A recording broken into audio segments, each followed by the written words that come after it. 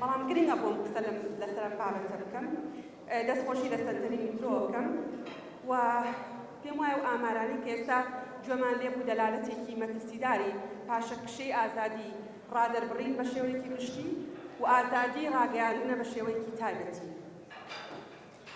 کە ئەمەش بۆ خۆی بێگومان بەرهەمی ئەم شێوان و شڵەسژانەیە کە لە تەواوی کایەکانی ژیان لە کوردستانە هەیە لە کایی سیاسی لە کایی ئابووری لە کایی کۆمەڵایەتی و حتا فەرهەنگ و کایەکانی تری ژیان کە ڕنگدانەوەیکی خراپی لەسەر یەکێک لە چالاکیە فەرمیە هەرە گرنگەکانی ئینسان هەیە کە ئەویش بریتیە لە کاری ڕاگەیاندن و مێدیا. بەڕێزان، ڕاگەیاندن و ڕاگەیاندنکار لە هەمان ئەو فەزایە ئیشەکە کە دەسەڵاتی یاسادانان ئیشی تیاکە، دەسەڵاتی جێبەجێکردن ئیشی تیاکە، دەسەڵاتی دادوەری ئیشی تیاکە، حیزبی سیاسی ئیشی تیاکە، ڕێکخراوەکانی کۆمەڵگەی مەدەنی ئیشی تیاکەن و دەسەڵاتی چوارەمیش بۆ خۆی کار و هەڵسوڕانی تیاکە. نابێ کەسمان پێمان وابێ لە شوێنێکە ستونێک جیاواز لە هەموو ئەم ستونانەی تر لە فەزایەکی جیاواز داتوانێت هەڵسوڕانی هەبێت.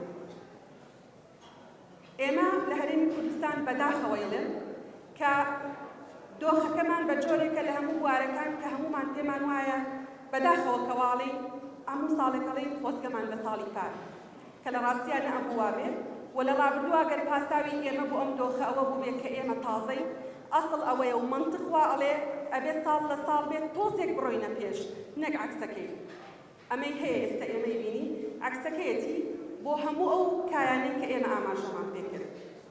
بەڵام هیچ شتێک لەمانە پاساو نییە بۆ ئەوەی کە ئازادی ڕادەربڕین بە شێوەیەکی گشتی، ئازادی کاری میدیایی غیتا و ڕووپۆشی قانونی لەسەر هەڵبگیرێ کە مافێکی دەستوری نێودەوڵەتیە، دەستوریە و لە ڕێکەوتنامە و بەڵێن لەلایەن ڕێکخراوە نێودەوڵەتی متەخەسسەکان و لە ناو ڕێکەوتنامە نێودەوڵەتیەکانە ئیقرار کراوە.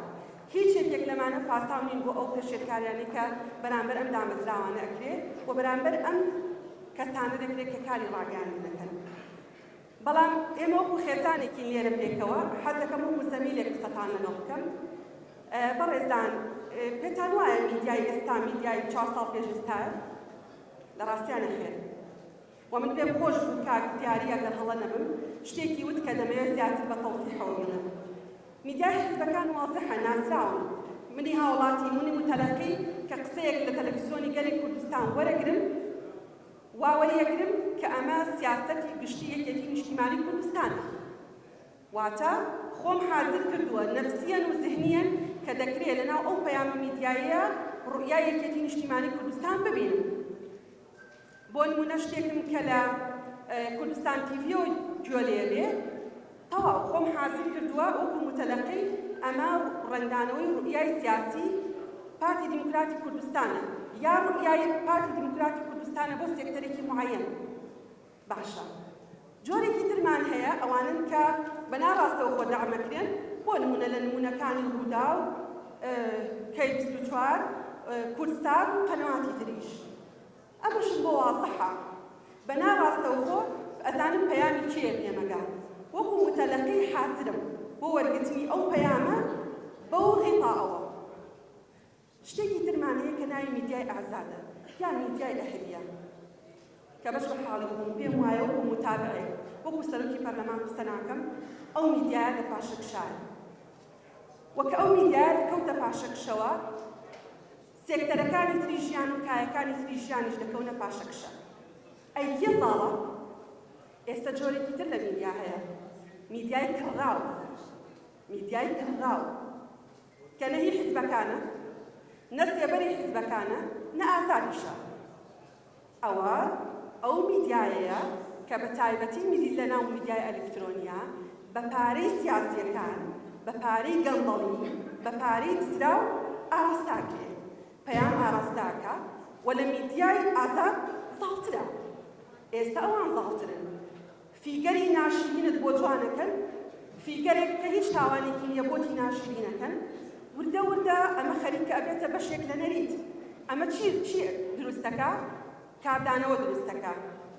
ئەزانن بەڕێزان ئەوەی کە ئەوان لە دەرەوەی قانون و ئیتیکی کاری ڕۆژنامەوانی ئەیکەن ئەو کاردانەوانی کە بەرامبەر ئەوانەکرێت وردە وردە اعتیادی بۆتەوە خەریکە اعتیادی بێتەوە ئەوەی بەرامبەر بە ڕۆژنامەوان ئەکرێت و بەرامبەر بە میدیا ئەکرێت بەرامبەر بە دەستگایەکی ڕاگەیاندن ئەکرێت لەبەرەوە داوا لە بەڕێستانەکەم داوا لەوانەکەم کە میدیای ئازاد بەڕێوە بن یەک دیراسی وەفری میدیای ئازاد بکەن 3 ساڵ پێش ئێستا لەگەڵ ئێستا بزانن میدیای سیاسیە گەندەڵەکان زاڵترە یان میدیای ئەوەی کە ناوی میدیای ئازادە میدیایەکی بێکەسە سپۆنسەر ناکرێ اعتیمادی لەسەر ڕکلام اعتیمادی لەسەر پشتیوانی هێزێکی سیاسیە دێ بەسەر قسەکردن وەکو سەرۆکی پەرلەمانی دوو پەیامم هەیە یەکەم